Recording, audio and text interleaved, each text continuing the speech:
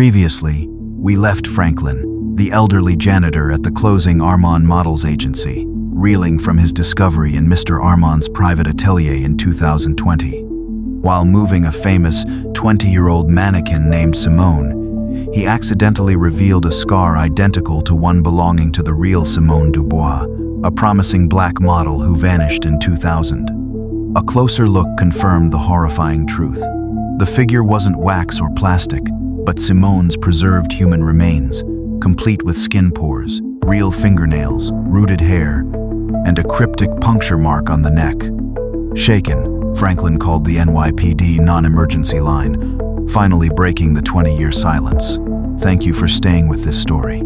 Franklin had found the unbelievable truth, but getting the world to listen would be another battle entirely.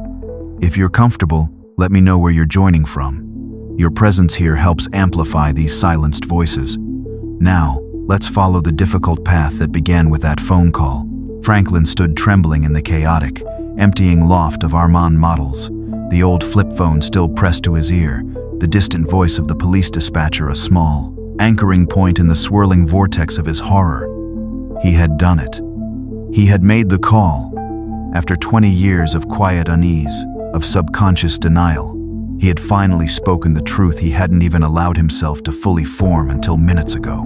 It's not a mannequin. He had positioned himself, bending his knees as he'd been taught, ready to lift the heavy, awkward weight he still thought of as just the mannequin. He gripped its waist and shoulders firmly and initiated the lift. He was immediately surprised by two things. First, the figure was far heavier than any normal mannequin should be, possessing a dense, solid weight that felt unnervingly substantial. Second, it was completely rigid, lacking the slight flexibility or give one would expect even from a high-quality fiberglass or resin form. It felt less like lifting a sculpture and more like trying to move a small, unyielding statue. He strained, his 70-year-old muscles protesting, and managed to hoist the figure a few inches off its stand. He took a shuffling step backwards, towards the waiting crate. But the figure's weight, combined with its absolute rigidity, made it incredibly difficult to balance. As he took a second step, his foot caught slightly on the edge of the plush carpet surrounding the platform. He stumbled. The figure tilted precariously in his arms. He tried to regain control, but its dead weight was too much. It slipped from his grasp, landing heavily, awkwardly, against the padded interior edge of the open crate. The impact wasn't loud, just a solid, dull thud. Franklin winced, expecting damage, but the figure seemed unharmed. However, the jolt had dislodged the perfectly styled, dark hairpiece, the wig, knocking it askew, revealing the top edge of the form beneath. Franklin automatically reached out to straighten it. His fingers brushed the exposed area just behind the figure's left ear, where the hairline met the neck. But his fingers froze. Beneath the displaced edge of the wig, on the surface he had always assumed was plastic or wax, was something else. A small, pale, crescent-shaped scar. His blood ran cold. He snatched his hand back. His mind flashed back 20 years. Simone, 19, vibrant, pulling her hair back, revealing that same unique mark. It wasn't similar. It was identical. He forced himself to breathe, stepping closer again. His earlier revulsion replaced by a cold forensic need, he forced himself to look. He pressed a fingertip against the figure's cheek. Cool, firm, but with a subtle give, disturbingly organic. He looked closer.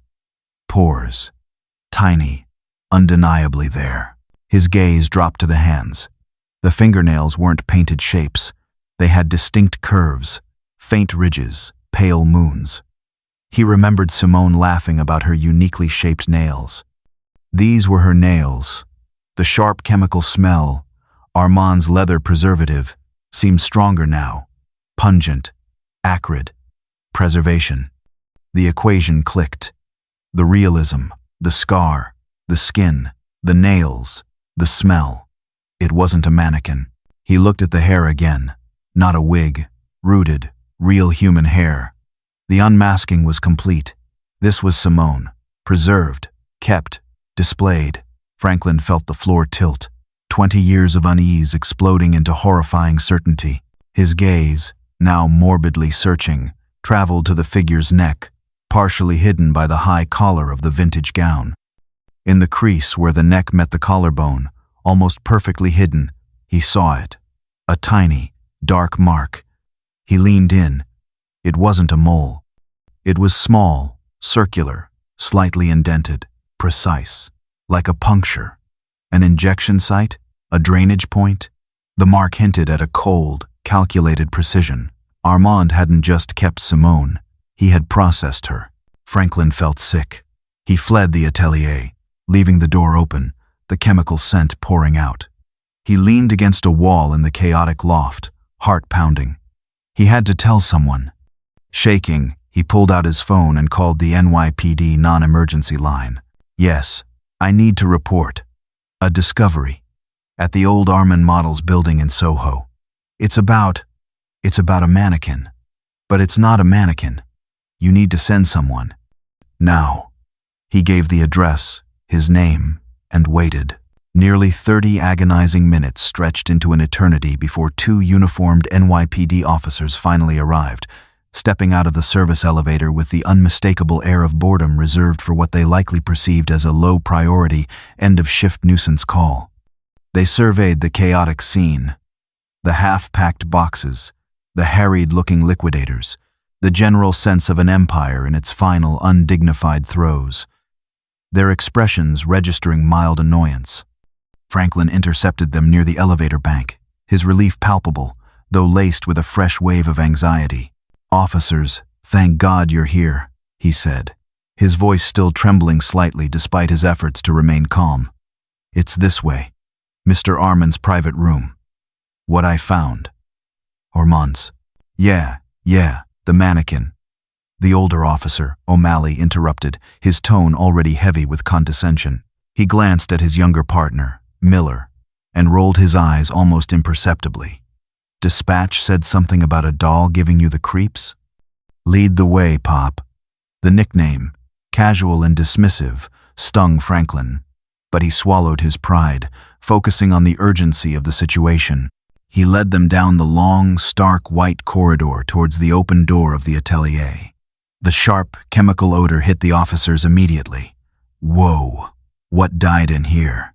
Miller muttered, pulling the collar of his uniform shirt slightly over his nose. Mr. Armand said, "Chemicals. For preserving old leather," Franklin explained, pushing the door open wider. The officers stepped inside, their eyes taking in the racks of priceless gowns, the expensive furnishings, and finally, the figure standing under the single spotlight, hair still slightly askew. "Okay," O'Malley said, nodding slowly. "Gotta admit, that's pretty lifelike. Looks like it cost a fortune. So, what's the big emergency? Did it fall over and break a nail?" He chuckled at his own joke. Franklin ignored the sarcasm, his desperation mounting. He pointed frantically towards the figure's head. "No, look, behind the ear. The scar. I knew her. Officers. Simone Dubois, the model who disappeared 20 years ago. I worked here then. That's her scar." O'Malley sighed dramatically, clearly viewing this as the ramblings of a senile old man.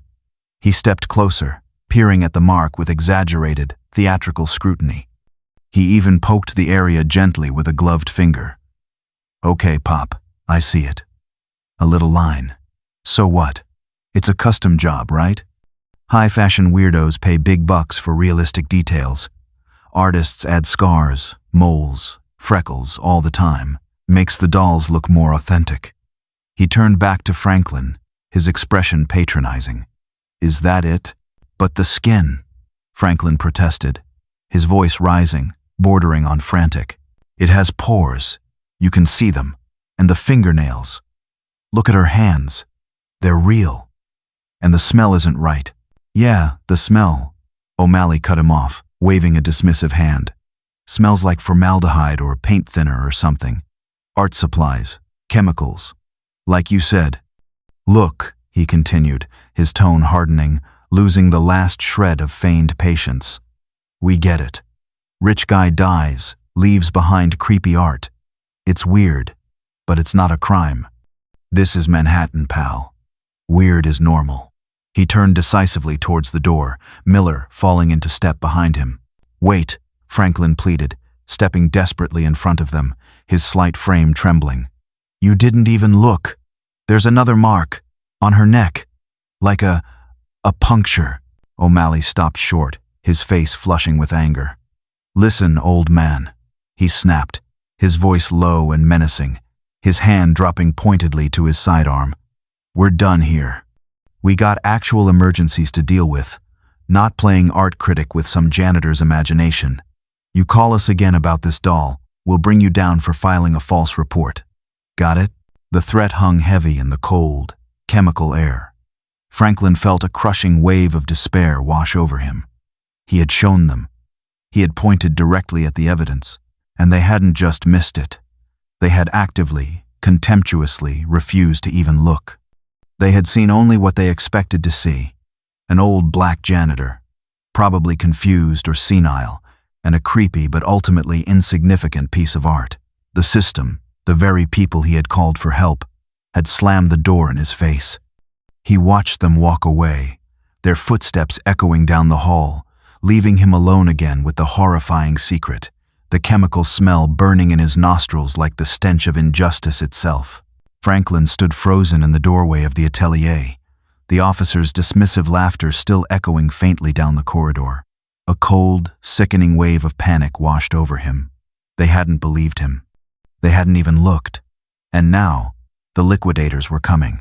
He could hear their voices approaching, loud and businesslike, discussing inventory lists and packing materials. They were minutes away from crating up Simone, from burying the truth in a numbered box in some anonymous warehouse. He felt utterly alone, powerless. He was just a 70-year-old janitor. Who would listen to him? Who could possibly act fast enough to stop this? His mind raced, frantically searching for an option, any option. He thought of calling 911 again, demanding a supervisor, but O'Malley's threat about filing a false report echoed in his ears. What if they arrested him? That would guarantee Simone disappeared forever. Then, a name surfaced from the fog of his panic. Jodi Carr, the reporter, the aggressive young woman from that online news place who had been hounding him for gossip about Armand. She hadn't seemed particularly ethical, her hunger for a story almost vulture-like, but she was fast, she was connected, and she clearly had an axe to grind with Armand's carefully polished legacy. It was a desperate, dangerous gamble. Going to the media before the police had secured the scene, alerting the world to something so horrific based on his word alone, it could backfire spectacularly. He could be sued, discredited, labeled a crank. But the alternative, doing nothing, letting Simone be crated up and lost to history, was unthinkable. He owed her more than that. After 20 years of unknowing silence, he owed her this. His hands shaking, he pulled out his old phone and found her number in his recent calls. He took a deep, steadying breath, trying to control the tremor in his voice, and dialed. She answered on the second ring, her voice sharp, impatient. Yeah, Carr speaking. Who's this?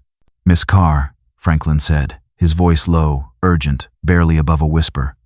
It's Franklin. Franklin Jenkins, the janitor from Armand Models. You called me last week. About Mr. Armand? He heard the unmistakable sound of her attention snapping into focus. Franklin. Yes. Finally ready to spill the tea? What dirt did the old ghoul leave behind? Her tone was flippant, but her underlying intensity was palpable. Listen, Franklin said, cutting through her journalistic hunger, his voice tight with desperation. Forget the gossip. This is something else. Something big. Something terrible. You need to get down here, right now, to the agency loft. Terrible how? Jodi asked, her voice instantly shifting, the reporter's instinct locking onto the scent of a real story. What did you find, Franklin? Did Armand have a secret dungeon? Hidden bodies? Worse, Franklin whispered, glancing nervously down the hallway. The liquidators were getting closer. It's the mannequin, the Simone mannequin in his private atelier. It's Miss Carr. It's not a mannequin.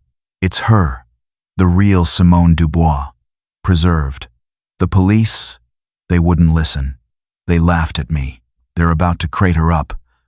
You have to get here, now, please. There was a stunned silence on the other end of the line. Franklin held his breath, praying she would believe him, praying she wasn't just another dead end. Then, Jody's voice, stripped of all flippancy, sharp with command. Holy hell. Okay, Franklin, don't let them touch her. Whatever you have to do, stall them. I'm 10 minutes out, maybe less. Bringing my photographer. Meet us at the service entrance on Mercer Street. Let us in. Go. The line clicked dead. Franklin felt a surge of pure, unadulterated adrenaline mixed with sheer terror. He had done it. He had bypassed the system, thrown a match onto a powder keg. He had allied himself with the media, unleashing a force he couldn't possibly control. He took another deep breath, straightened his frail shoulders, and walked purposefully back towards the atelier, positioning himself squarely in the doorway, ready to face the liquidators, ready to buy Jody Carr the precious minutes she needed. He was no longer just a janitor. He was a desperate guardian, holding the line against the final erasure of Simone Dubois. Franklin planted himself in the doorway of the atelier like a small, determined boulder in the path of an oncoming truck. When the two burly movers, accompanied by a brisk, clipboard-wielding supervisor from the liquidation company, arrived to crate the Simone mannequin, he held up a hand. Hold on, Franklin said, his voice surprisingly steady, adopting the tone of quiet authority he used when dealing with malfunctioning plumbing. Can't move this piece yet. Temperature variance. Mr. Armand had strict protocols. Moving it now could damage the polymers. He was improvising wildly, throwing out technical-sounding jargon he hoped they wouldn't question. The supervisor frowned, annoyed. Damage? It's a mannequin, old man. We've got a schedule. Not just any mannequin, Franklin insisted, puffing his chest out slightly. This is the Simone mannequin, insured for 7 figures. You want to be responsible for voiding the policy? The mention of insurance gave the supervisor pause. He clearly didn't want the liability. Fine, he snapped. We'll come back for it last, but don't slow us down. They moved off, grumbling, to dismantle Armand's antique desk instead. Franklin let out a shaky breath. He had bought maybe an hour. Minutes later, his phone buzzed. A text from Jody Carr, Mercer Street, loading Dock B, now. Franklin slipped away, navigating the chaotic maze of packed boxes and busy workers, and made his way down the service stairs to the designated loading dock. He cracked the heavy metal door. Jody Carr, looking wired and intense, and a lanky photographer with multiple cameras slung around his neck, slipped inside like shadows. Okay, Franklin, lead the way, Jody whispered, her eyes darting around. And make it fast. He led them back up the stairs and through the labyrinthine service corridors to the atelier. The main loft was still busy, but this wing was relatively quiet. He ushered them inside the cold, silent room, closing the door softly behind them. Jody's eyes immediately locked onto the figure. Okay, she breathed, circling it slowly. It's... wow. Lifelike is an understatement. She leaned in, examining the scar Franklin had told her about. The scar is good, she admitted, but maybe not enough. It could be custom. We need more. I told you, Franklin insisted, pointing. The skin, the hands, the neck. All right, Max, Jody said to the photographer. Macro lens. Get everything. Fingernails first. Max knelt, his professional focus absolute. He attached a long, powerful macro lens to his camera, the kind capable of capturing microscopic detail. He moved in close to the figure's hand, resting delicately on the velvet crate lining where it had fallen. The camera whirred softly. On the small LCD screen on the back, the image resolved with stunning, horrifying clarity, not a smooth, painted surface, but the delicate, ridged texture of a human fingernail, complete with a pale lunula and the almost invisible, slightly ragged edge of a cuticle. Oh my God, Jody whispered, leaning over Max's shoulder to see the screen. Get the face. The pores. Max repositioned, focusing on the cheek. Again, the screen revealed the impossible. The subtle, irregular, and undeniably organic texture of human skin, dotted with tiny, perfect pores. "And the neck," Franklin urged, his voice trembling. "The mark." Jody carefully nudged the high velvet collar aside. Max moved in, capturing the small, dark, circular puncture mark in stark, high-definition detail. Jody Carr stepped back, her face pale but her eyes blazing with the fierce, predatory light of a journalist who had just landed the story of the century.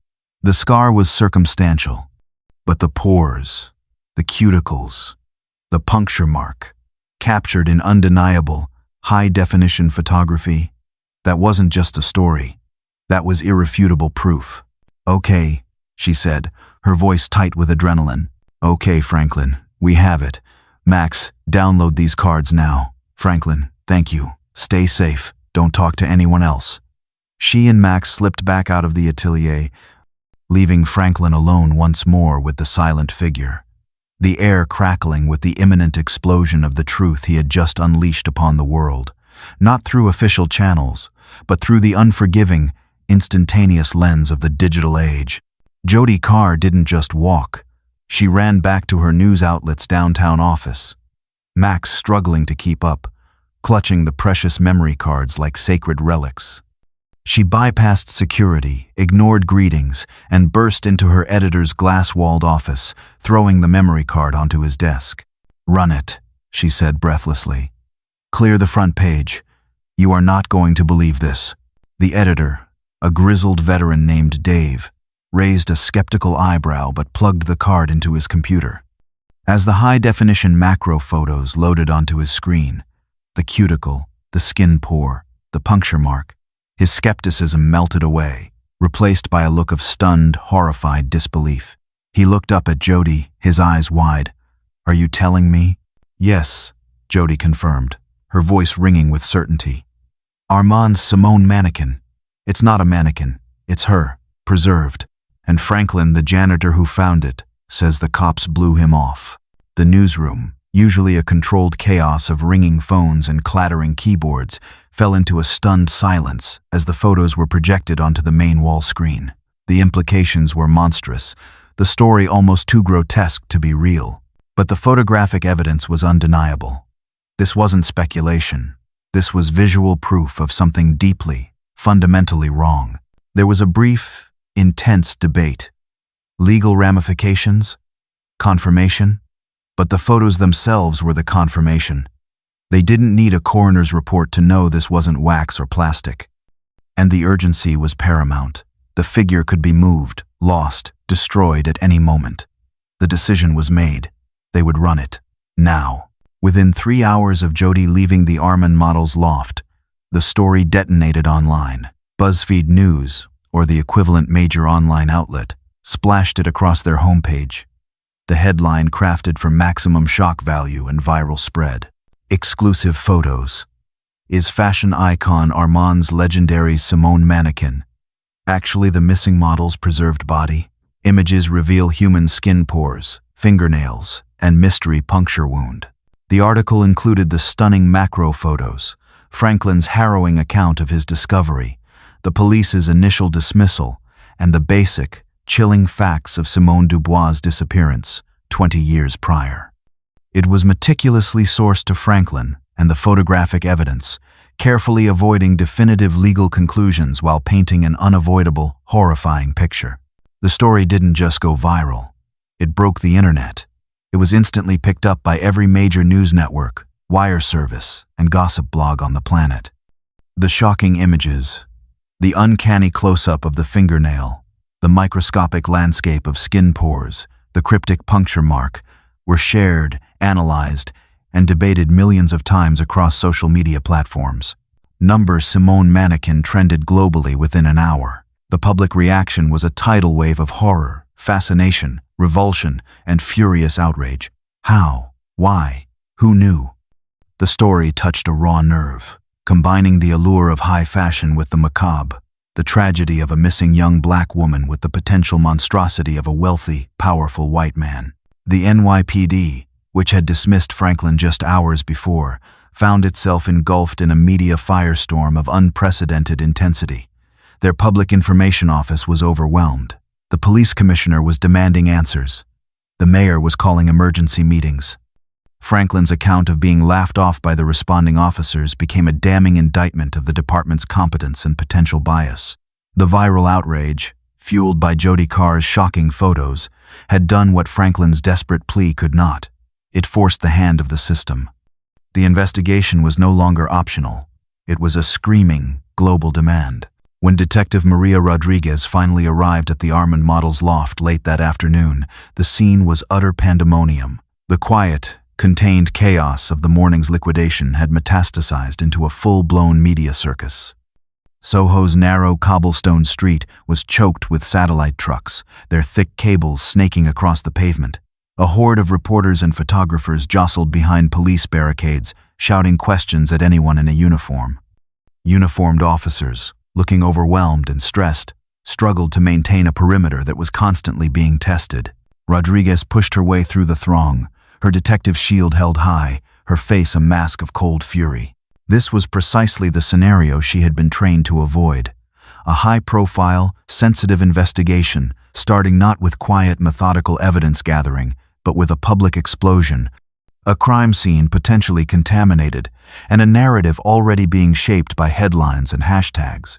Inside the loft, the atmosphere was no less tense.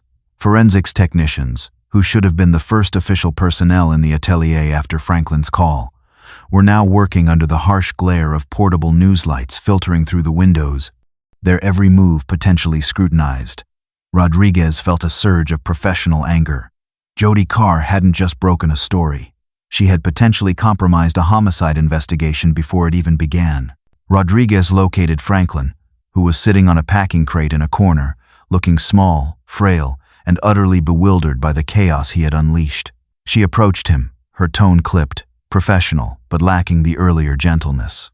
"Franklin," she said, kneeling beside him, her voice low but intense. "We need to talk again. Everything that happened after Officers O'Malley and Miller left, the reporter, the photographer, exactly who came in here. What did they touch? Where did they stand? I need every detail." Franklin, clearly intimidated, recounted the rushed, frantic visit from Jodi Carr and her photographer. Rodriguez then turned her attention to securing the primary evidence. The medical examiner's team arrived, navigating the crowded loft with practiced, somber efficiency. The process of removing the figure from the atelier was now a public spectacle. As the ME's attendants wheeled the anonymous, zipped body bag out on a gurney, a barrage of camera flashes erupted from the windows, reporters shouting questions.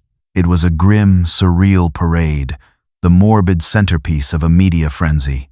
Rodriguez found herself treating Franklin, the initial caller and key witness, and Jodi Carr, the reporter who had forced the investigation into the open, almost as adversaries. They had acted outside the system, potentially damaging the chain of custody, creating reasonable doubt where there should have been none. Her investigation was now hampered by the very forces that had brought it into existence. She had the body, she had the witness, but she also had a contaminated scene and a narrative already spiraling out of control.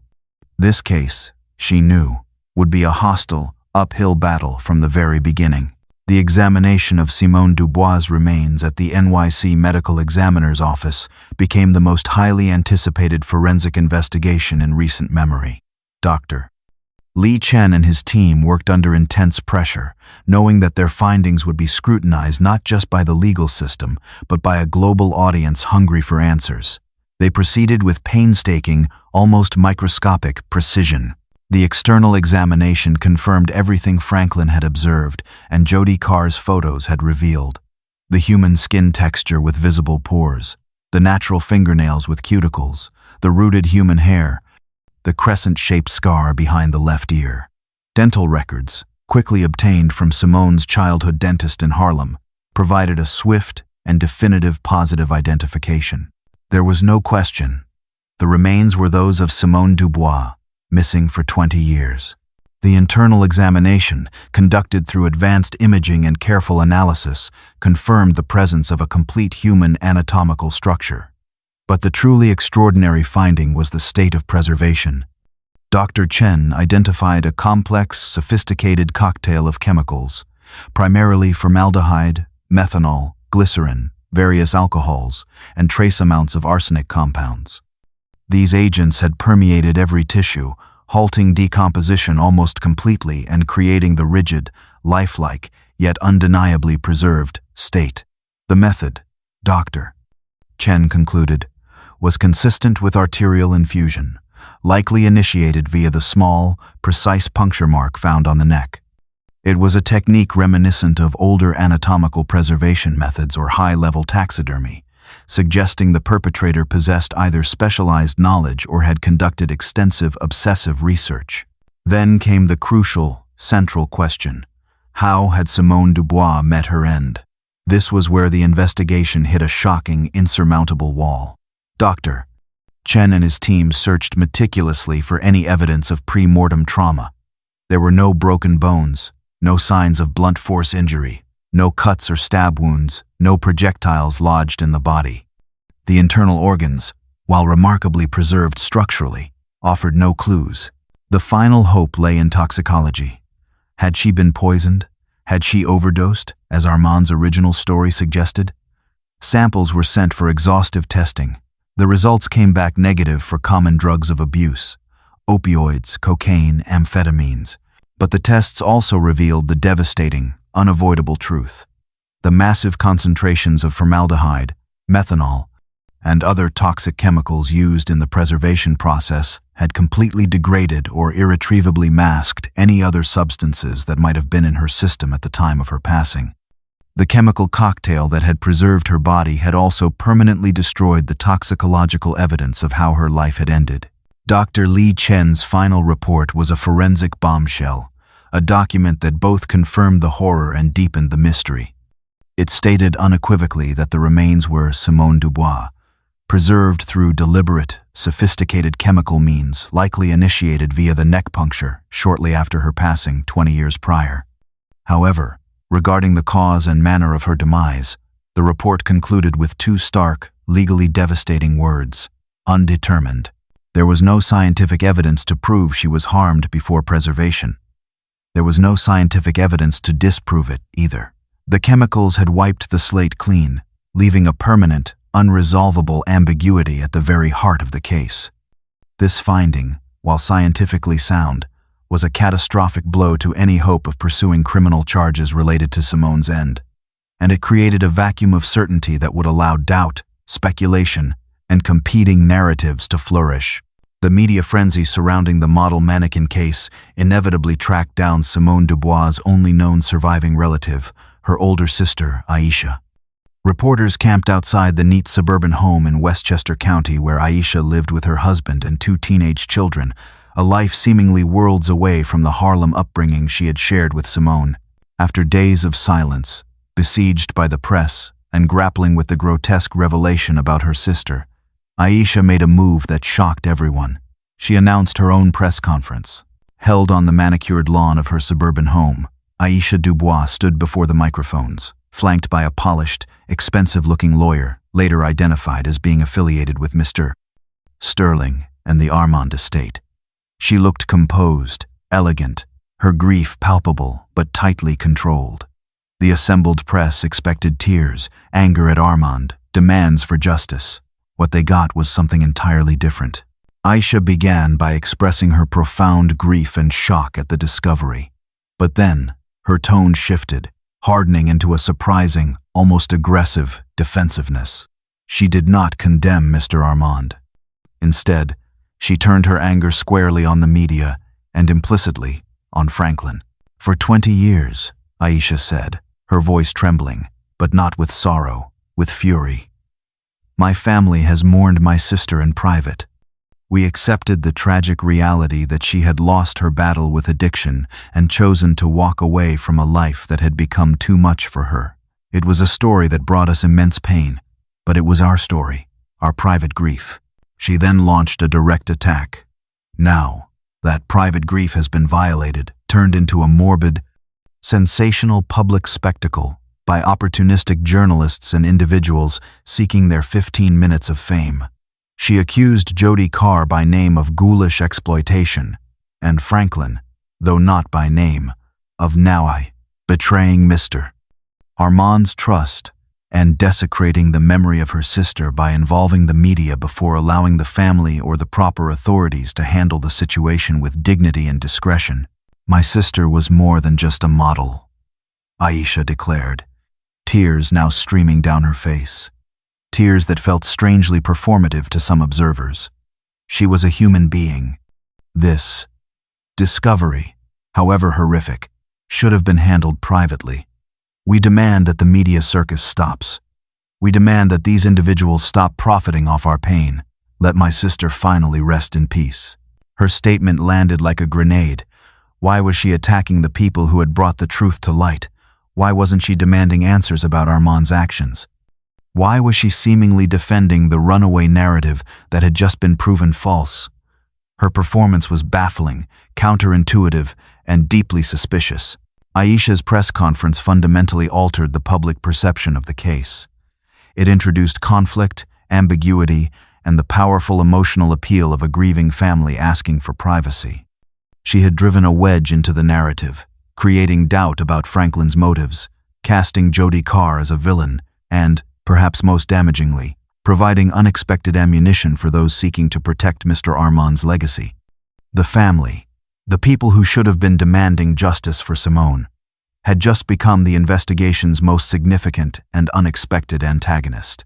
Jodi Carr watched Aisha Dubois' press conference on her laptop, a knot of disbelief tightening in her stomach.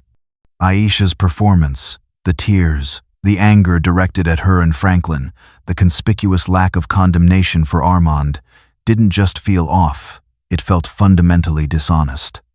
Jodi's reporter's instinct, the gut feeling that tells you when you're being played, went into overdrive. Why would a grieving sister actively try to shut down the investigation into her own sibling's suspicious end? There had to be more to the story.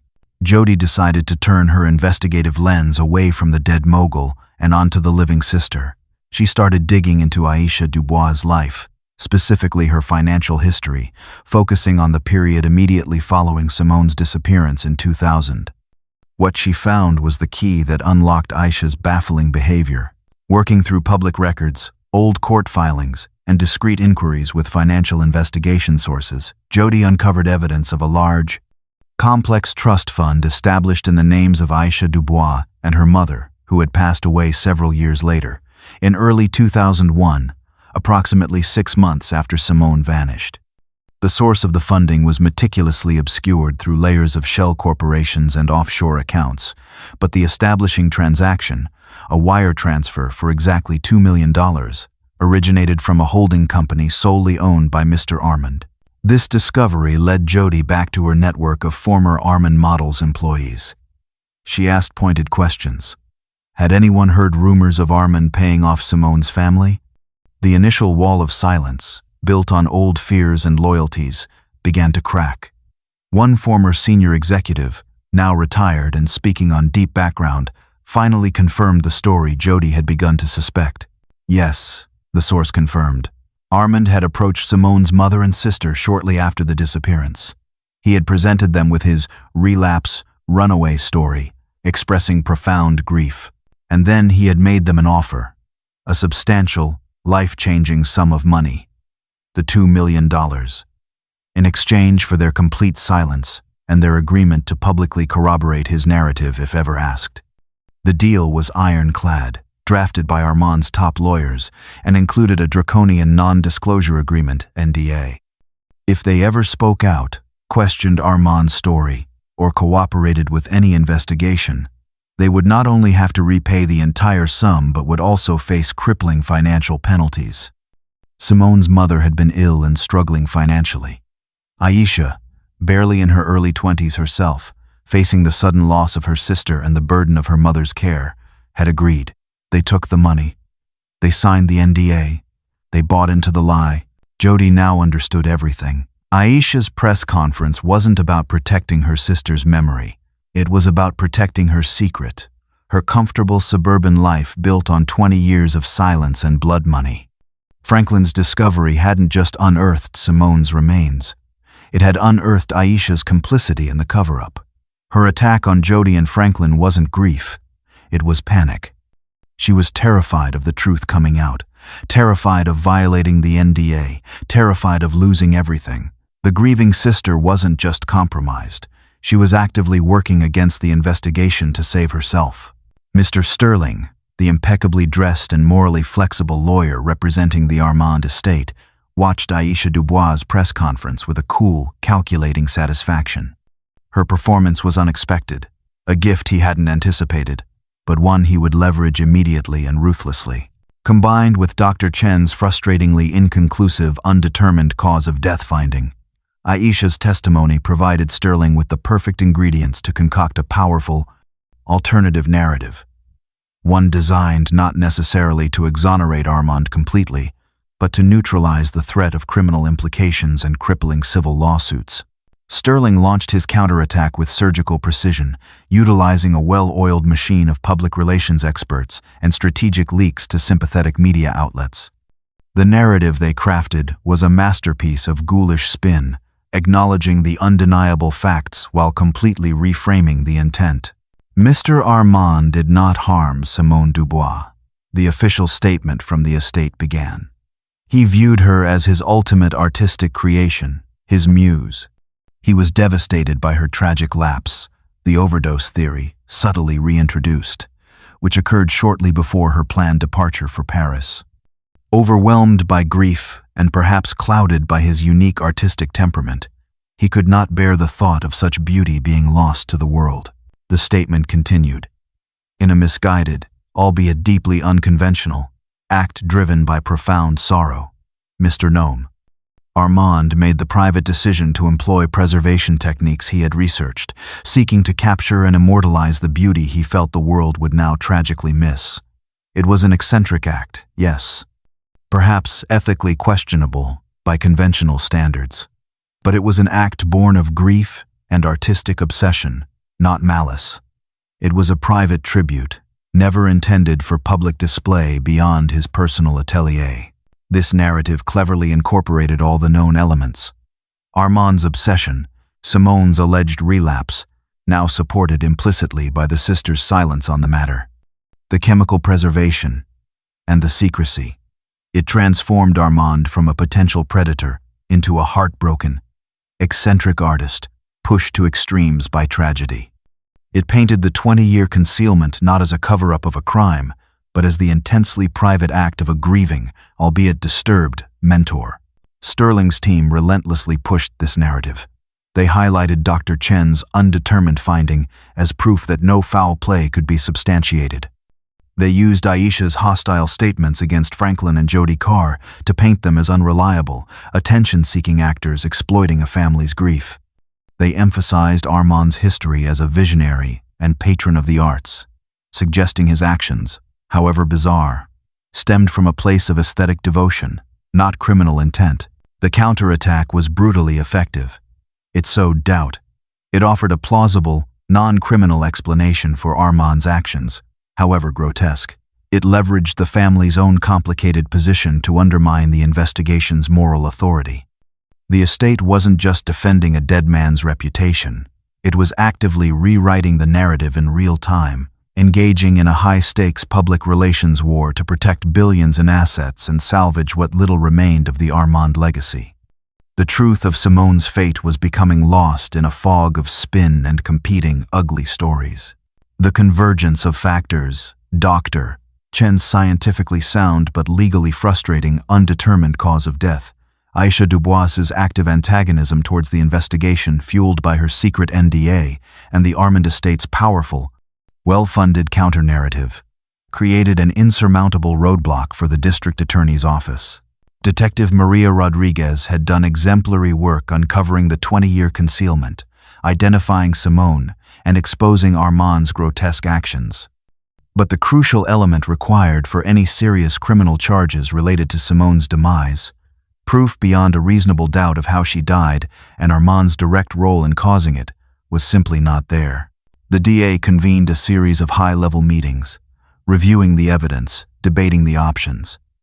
Could they pursue charges for unlawful concealment of human remains? Perhaps. Improper disposal? Maybe.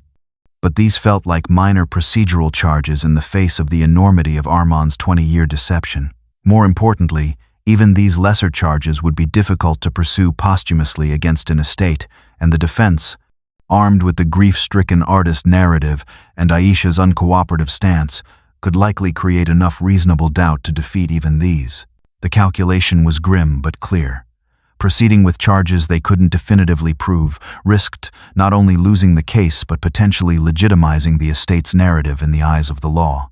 A failed prosecution could be worse than no prosecution at all. Reluctantly, the NYPD and the DA's office made the joint public announcement.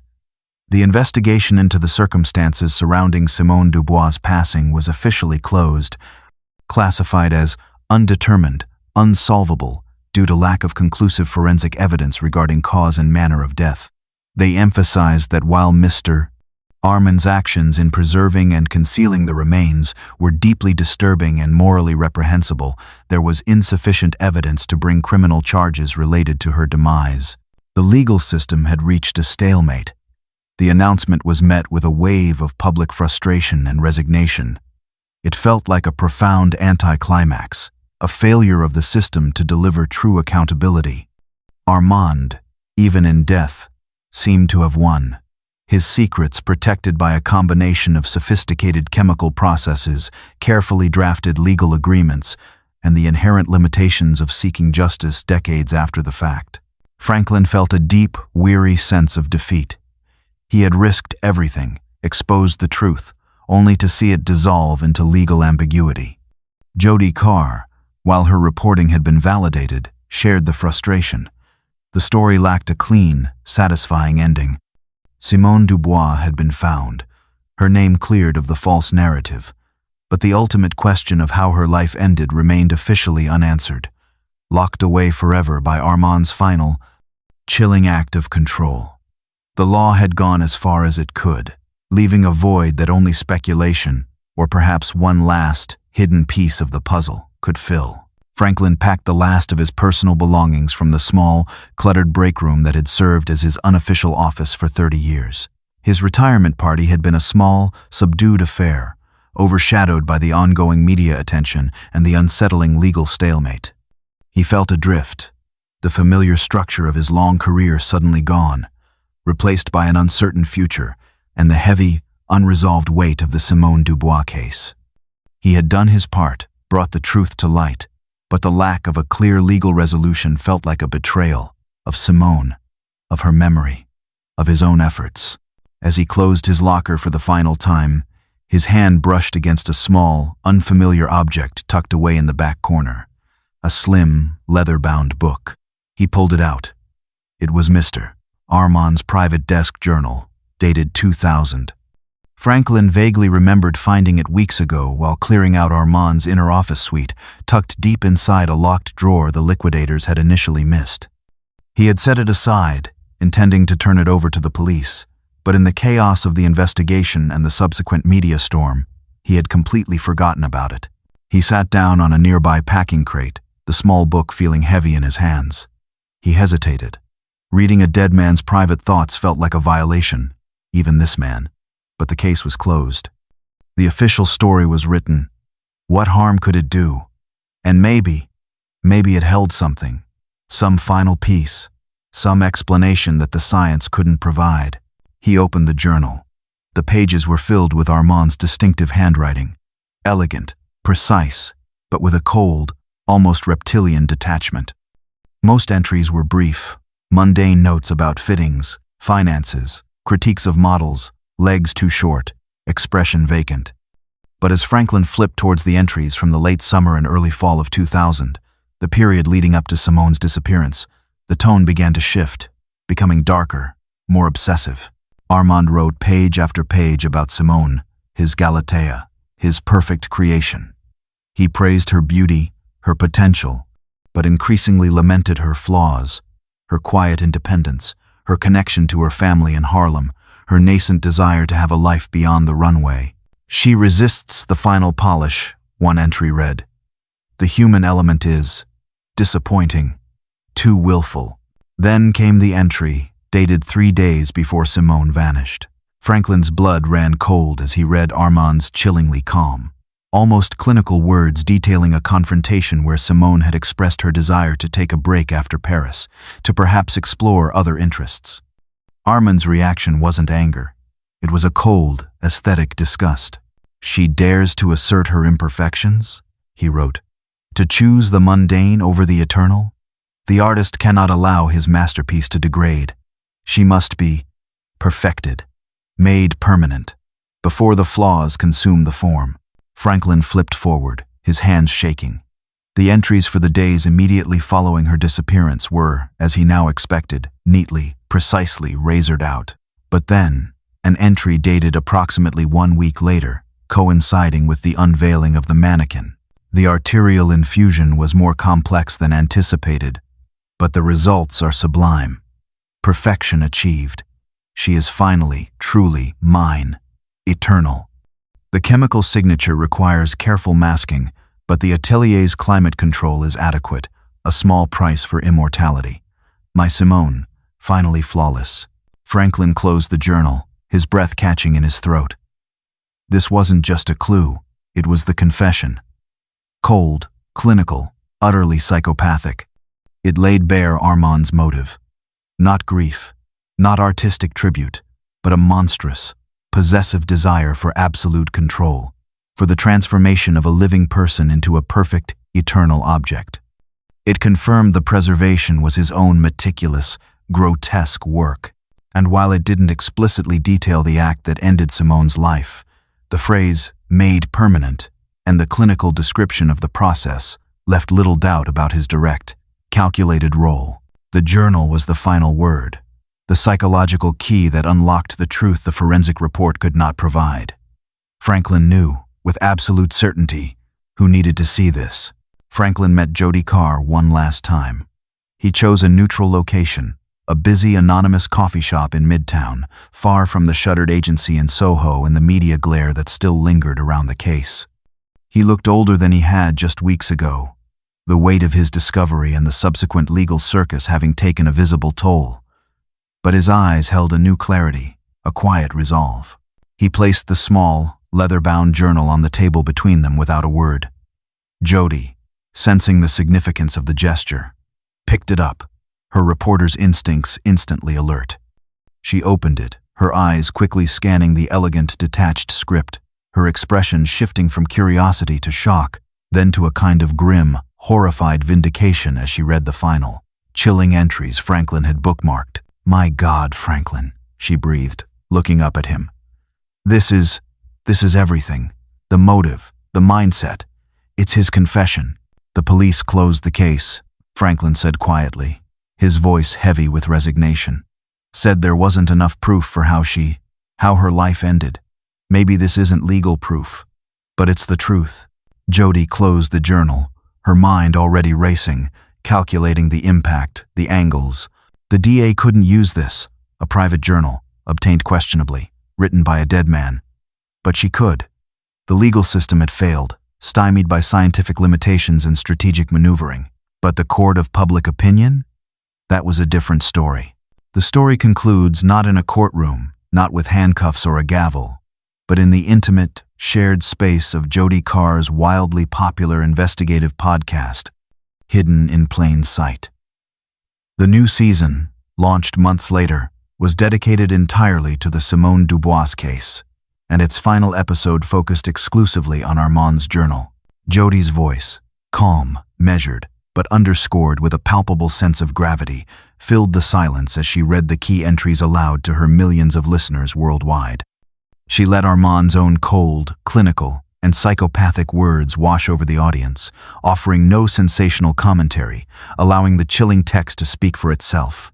She read his descriptions of Simone as his creation, his mounting frustration with her, human flaws, his cold, aesthetic disgust at her desire for independence. She read his chilling declaration, she must be corrected, made permanent. And she read his final grotesque entry about the sublime result, his immortal Simone, finally flawless. The journal didn't provide the legal evidence needed for a conviction, but it provided something perhaps more powerful in the long run: psychological certainty. It obliterated the estate's carefully crafted narrative of the grief-stricken artist. It exposed the cold, calculating, possessive, and monstrous core of the man behind the legendary facade. The podcast episode became a cultural touchstone, reigniting the public conversation, cementing Armand's legacy not as a flawed genius, but as a predator. It sparked renewed discussions about power dynamics in the fashion industry and the vulnerability of young models. It ensured that Armand's name would forever be linked not with beauty, but with a dark, obsessive act of violence and control. Jody ended the podcast season not with Armand's words, but with a final, poignant tribute to Simone. She aired clips from old interviews, played snippets of music Simone loved, and featured a new, emotional statement from Aisha Dubois, who, perhaps shamed by the journal's revelations or finally free from the NDA's shadow, spoke of her sister's stolen potential and expressed profound regret for her own long silence. The final sound was simply Franklin's voice, quiet but steady, saying, "She was a good kid, a bright light. She deserved better." Legal justice remained incomplete, a frustrating testament to the limitations of the system. But the truth, in all its horrifying complexity, had finally been told. And Simone Dubois, freed from the prison of Armand's narrative, could finally, truly, be remembered.